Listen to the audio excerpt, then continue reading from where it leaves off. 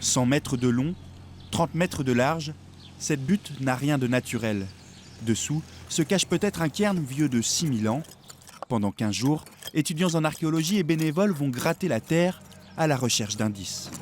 On est en train d'enlever toute la terre végétale qu'il y a au-dessus du cairn pour laisser les premières pierres apparentes.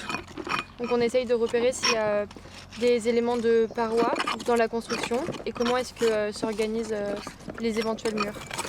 Déchiffrer la structure de l'édifice devrait permettre de le dater.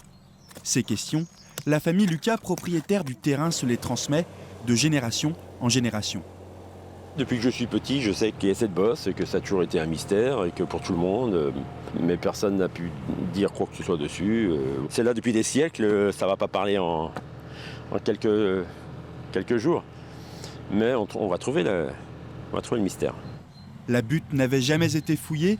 Tout porte à croire qu'il s'agit d'un emplacement mégalithique d'importance, un lien entre les sites du golfe du Morbihan et le cairn de Barnénès. On a plusieurs indications qui nous font penser que c'est un cairn, notamment du fait de son orientation. C'est-à-dire que vous avez la grande façade de cette butte qui va vers le sud-est. Et le sud-est, c'est une orientation souvent que l'on retrouve dans les dolmens. Les recherches vont se poursuivre jusqu'au 17 août. Si les trouvailles sont fructueuses, la butte de Goissard pourrait devenir un chantier d'envergure.